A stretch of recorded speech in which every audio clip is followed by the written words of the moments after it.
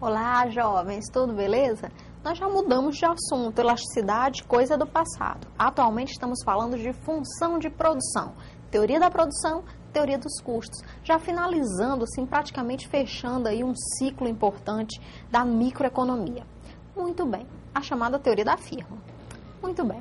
Aula anterior, nós estávamos exatamente fazendo essa introdução da teoria da produção, apresentei para vocês a maneira, ou o método, ou a função efetivamente mais utilizada em termos de produção na economia, que é a função do tipo Cobb-Douglas. Ela vai tratar apenas de dois fatores de produção e jogar aí um chamado ceteris paribus nos outros, tá certo? Vamos apenas variar a questão de trabalho e também a questão do capital. Então, ceteris paribus em terra, ceteris paribus em tecnologia, ceteris paribus em capacidade empresarial. Muito bem. Também, a partir dessa ideia, uma questão central ficou em aberto no final da videoaula anterior, que foi exatamente a diferença entre longo prazo e curto prazo para a economia. Falei para vocês que essa questão, essa diferença, ela não é única e exclusivamente temporal, não é uma diferença temporal, e sim uma diferença teórica, uma diferença técnica.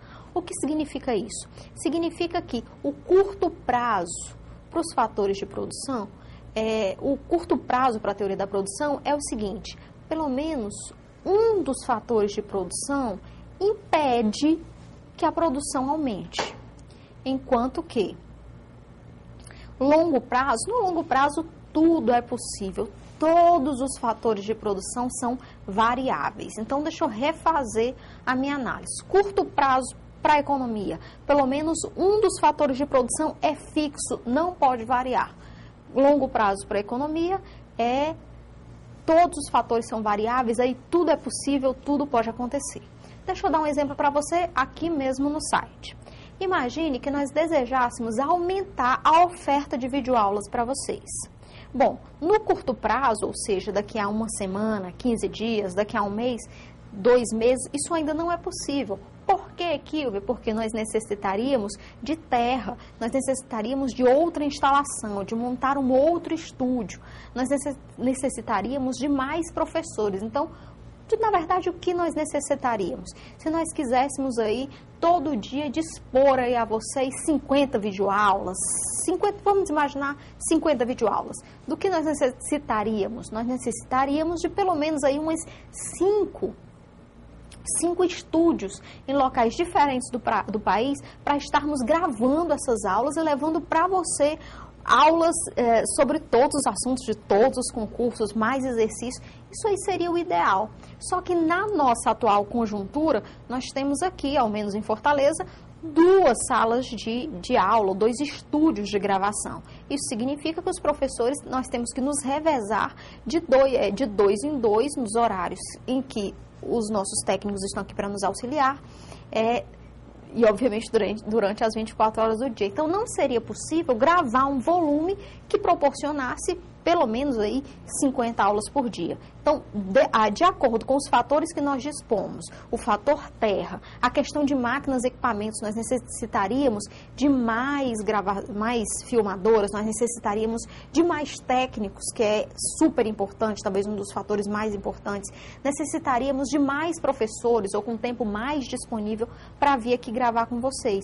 Então, são muitas coisas, seriam necessárias muitas coisas para que fosse quintuplicado, por exemplo, o número de videoaulas no site. Eu quero que você entenda o seguinte: significa que eu vou passar agora para essa situação de quintuplicar a produção, o eu vou passar continua operando no curto prazo, porque a partir dos fatores que nós dispomos, os fatores terra, espaço físico, o fator capital, que é máquinas e equipamentos, o fator trabalho, que são os professores e os técnicos, e o fator terra, capital, trabalho, tecnologia, aplicando o ceteris paribus na tecnologia, nós estamos conseguindo chegar até vocês, e até uma tecnologia para conseguir transmitir as videoaulas com maior rapidez para a central, e capacidade empresarial, quer dizer, gerir muita coisa ao mesmo tempo, precisaríamos aí de mais administradores. Significa que nós estamos no curto prazo. Mas, se daqui a um ano, no próximo ano, 2011, nós tivermos quintuplicado a nossa produção, significa que tudo é variável. Ou seja, daqui a um ano, imaginemos aqui que o Eu Vou Passar continue bombando todos os meses, mês após mês, continuando a obter mais alunos VIP. O que aconteceria? Aconteceria que daqui a um ano, por exemplo, nós poderíamos ter tudo quintuplicado ou tudo dobrado, tá certo? Por quê? Porque daqui a um ano, daqui a 2 anos, tudo é possível multiplicar todos os fatores de produção. Esse mês, próximo mês, não é possível ainda. Daqui a 2, 3 meses não é possível, então nós estamos no curto prazo. Significa que de empresa para empresa muda o que é curto prazo e muda o que é longo prazo. Você tem que imaginar comigo que uma empresa que produz software, o longo prazo dela e o curto prazo dela é muito diferente de uma empresa que produz navios, tá certo? A tecnologia utilizada é outra, a mão de obra é outra. Então, a produção, quer dizer, o que é curto prazo e o que é longo prazo varia de empresa para empresa e varia de atividade para atividade. Ou seja, nada é definido em termos temporais. Curto e longo prazo para a economia depende única e exclusivamente da disponibilidade dos fatores de produção, que para nós até o momento, aplicando ceteris paribus em todo o resto, seria capital e trabalho. Se capital ou trabalho forem fixos, significa que nós continuamos operando no curto prazo. Se capital e trabalho forem variáveis, aí nós estamos no longo prazo. Entendido? Então vamos pegar esses conceitos agora. Curto prazo, o período de tempo em que pelo menos um dos fatores de produção, no caso capital ou trabalho, é fixo. Em geral, considera-se como insumo fixo capital e como insumo variável o trabalho, ou seja, mão de obra qualificada, quer dizer, em quanto tempo você necessita de mão de obra qualificada? Em quanto tempo esse site necessitaria? Quanto tempo ele leva para trazer mais professores em áreas bem mais específicas, de concursos bem mais específicos? Quanto tempo para juntar toda essa quantidade e qualidade de profissionais? Quanto tempo nós levaríamos para conseguir outros técnicos que conseguissem operar aqui, gerir as máquinas e os equipamentos, além do que nós já temos? Bom, o que é longo prazo? Longo prazo é o período de tempo em que todos os fatores de produção são variáveis, ou seja, todos os insumos, todos os fatores, terra e capital variam, ou seja, daqui a 10 anos o Eu Vou Passar pode ser o maior site do país, o maior site do mundo, da América Latina, né? Do mundo não, da Bahia, né? Então isso significa que nós estamos no longo prazo. No curto prazo é quando pelo menos um dos fatores nos impossibilita de aumentar a produção. Bom, produção no longo prazo, ou seja, todos os fatores variando. No longo prazo, como definido anteriormente, todos os insumos são variáveis. Desta forma, a questão central que deve ser respondida é a seguinte: quando variam ao mesmo tempo as dotações de capital e trabalho, qual o impacto disso sobre o volume de produção em uma determinada empresa A? Obviamente que a resposta a essa questão não depende da forma assumida pela função de produção. No entanto, nos deteremos na análise de 3 exemplinhos do comportamento de parâmetros de uma função de produção como Douglas, cujos resultados, estes sim, são extremamente importantes para nós. Primeiro exemplo.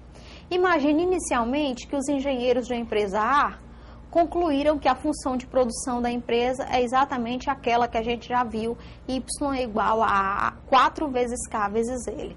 Agora imagine o seguinte, alfa agora assumiu o valor 1 e o beta também assumiu o valor 1. Essa aqui é uma observação extremamente importante. Dada essa função de produção aí, considere que a empresa A dispõe inicialmente de 4 máquinas e 50 trabalhadores.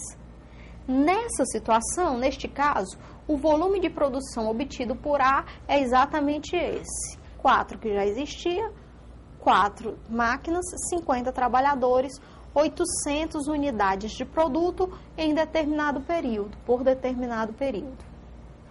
Suponha agora que dobrem os fatores de produção, capital e trabalho. Ou seja, a empresa agora tem 8 trabalhadores,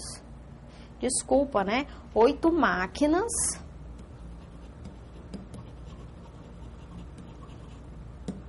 e 100 trabalhadores.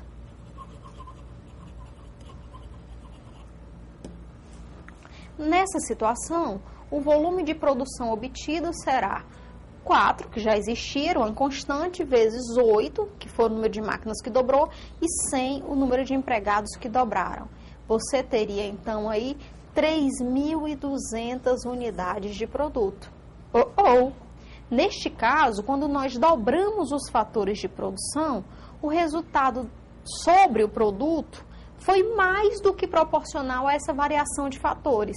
Na verdade, nós dobramos o valor dos fatores, mas o produto quadruplicou. Nestes casos, quando a variação dos fatores causa uma variação mais do que proporcional no produto, nós temos aí os chamados rendimentos crescentes de escala. Observe muito atentamente o que eu estou dizendo. No longo prazo, quando eu dobro os fatores de produção e o produto mais do que dobra, nós temos os chamados rendimentos crescentes de escala. O nome é rendimento crescente de escala. Eu falo isso porque no curto prazo o nome é muito parecido, mas não é o mesmo. Pois bem, uma outra situação. Agora nós continuamos com uma empresa, agora a empresa é a empresa B, e a função de produção dela é essa aqui, Y é igual a 3 vezes K, que é elevado a 0,5, e L, que é elevado a 0,5. Dada esta função de produção agora, imagine que a empresa A, ela possui 4 máquinas e 9 trabalhadores. Nessa situação, o volume de produção obtido é o seguinte: 3 vezes 4, aqui é elevado a 0,5, ou seja, raiz quadrada de 4, vezes 9 elevado a 0,5, raiz quadrada de 9, nós teríamos aí 18 unidades do produto. Agora, imagine que nós quadruplicamos os fatores de produção, ou seja, a empresa B passa a contar com 16 trabalhadores, não mais 9, mas 16 trabalhadores, não mais 4 máquinas, mas 16 máquinas. Se nós substituirmos isso nos valores da função anterior, nós temos 3 vezes 16, não são mais 4 máquinas, são 16, não são mais 9 trabalhadores, agora são 36. Nós teríamos, então, 72 unidades do produto. Quadrupliquei os fatores de produção e aí eu tenho, quadruplicando os fatores de produção, eu tenho o produto quadruplicado, ou seja, multipliquei por 4 o número de máquinas, por 4 o número de empregados, a produção também foi multiplicada por 4. Neste caso, ao quadruplicar os fatores de produção, obtivemos também uma quadruplicação do produto. Nesses casos, quando a variação dos fatores de produção causa uma variação na mesma proporção do produto, nós temos os chamados rendimentos constantes de escala.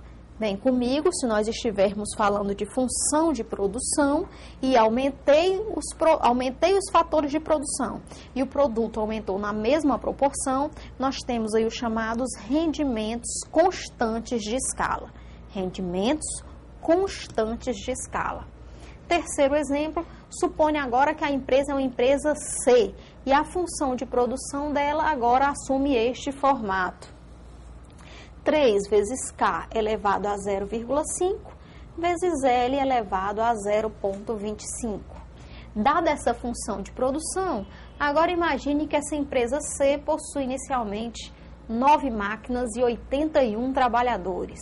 A situação, o volume de produção vai ser dado por Y é igual a 3 vezes 9 elevado a 0,5 vezes 81 elevado a 0,25.